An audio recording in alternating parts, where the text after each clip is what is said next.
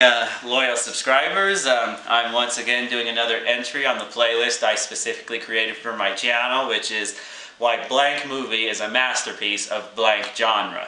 And for this one, it is going to be a movie I previously have filmed 2 videos on, Captain America: Civil War.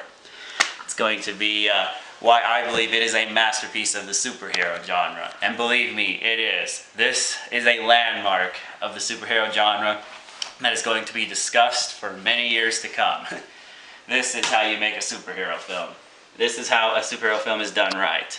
And here's one quick thing I thought I'd show you. Look at this badass piece of the marketing right here.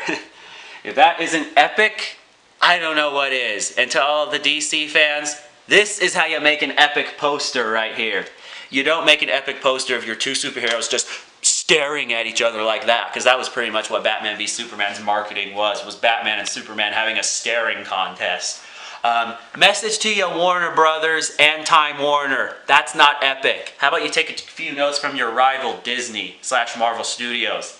You show them getting ready to fuck each other up. That is how you make something epic. Because in this picture, frickin' Cap and Iron Man, they're not fucking around. They're ready to jack each other up. You can tell just by the way they're positioning their fists. And also it helps that there's the weather in the background.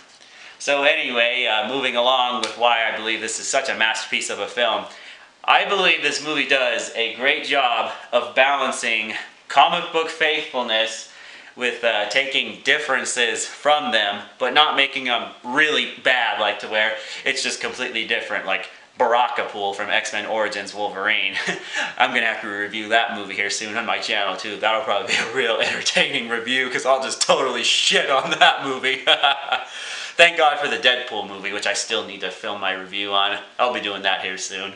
But yeah, anyway, it was really great. Pretty much every character in this film served a purpose, and they were in there for a damn good reason. Frickin' Iron Man, Black Widow, Scarlet Witch here, they all served a really good purpose here. The lovely Scarlet Witch, who I will admit, she is pretty dang awesome. I was initially skeptical when I heard she was going to be added to the film, but boy, was my skepticism just completely erased when Lizzie Olsen just completely killed it.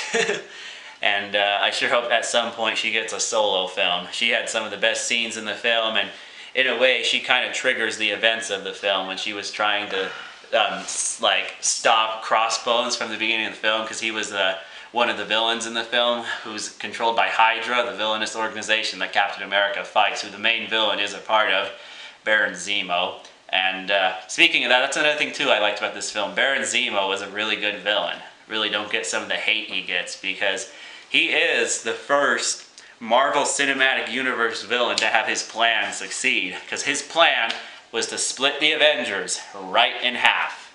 And as I showed in the picture, there's Team Iron Man and Team Captain America. So yeah, he split them apart, and he definitely accomplished his plan.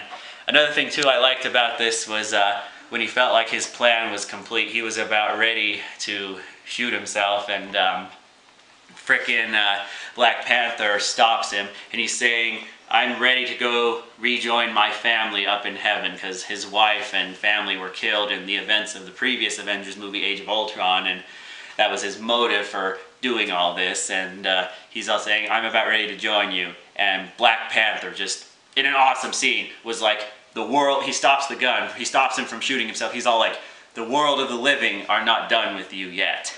And there's also a lot of other great lines of dialogue in this film too, mostly between Iron Man and Captain America, which is another thing too that made this movie so much better than Batman v Superman. Especially the fact that both characters spoke an equal amount of dialogue. Warner Brothers, why did you let Superman speak only 42 lines when his name is in the title? Oh well, that's your problem, Warner Brothers. You dropped the ball majorly there, but yeah. There was a lot of great dialogue, like when Iron Man tells Captain America, you chose the wrong side. And he's all like, keep telling yourself that. Then there was also another great line of dialogue at the climax of the film, when the twist I mentioned in my spoiler review happened, when Baron Zemo revealed that Bucky killed Howard and Maria Stark, basically Iron Man's parents. And there was just a really great line of dialogue when Captain America, he says, I'm sorry, Tony, but he was my friend. And then Iron Man's all like, so was I. And this was basically my reaction. I was like, no! And that was also kind of similar to my reaction when Iron Man, Cap, and Bucky were fighting at the climax of the film when that reveal happened. I was like, oh my gosh, why is this is so intense. I'm like, oh gosh, someone please stop this. This is just getting too intense. I know I sound like a total hypocrite because I was Team Iron Man, but there were so many intense scenes in that one scene, the climax of the film. Frickin' the shot when Bucky and Cap were just frickin' jacking up Iron Man and he's just all cornered, like trying to blast them away from him. And then when frickin' another great thing that made this movie such a masterpiece was how there really wasn't a winner in this Civil War. They kind of canceled each other out because Iron Man fires his little repulsor ray and he destroys Bucky's metal arm. Like the metal arm that he had from the previous films, he completely destroyed it. And Captain America technically did win because he did destroy him when he hit his arc reactor.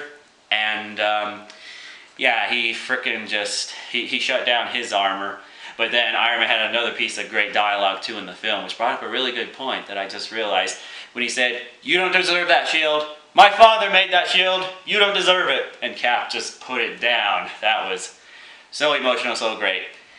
And the last piece of why I say this film is such a masterpiece is the airport scene. The whole climactic fight scene you saw in the marketing that wasn't really spoiled, thank God.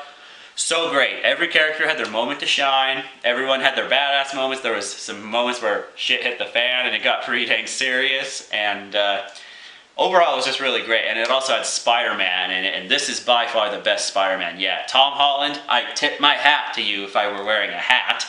And he did a great job. And one of my favorite lines of his in this scene is when Bucky's about to punch him with his metal arm and he stops him. And he's all like, "Oh, you have a metal arm? That is awesome, dude." Yeah, he probably had some of the best dialogue in the scene. But yeah, Spider-Man was great. And as was Black Panther, who is on my shirt right here in the top left corner. Oh wait, not top left corner, right here. Black Panther was in the film.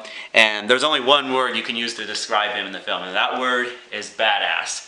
So overall, this film just does everything great a superhero movie should do. This is for sure a landmark of the genre, just like the Avengers and Captain America the Winter Soldier and all the others.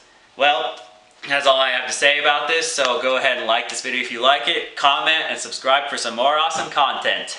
Peace.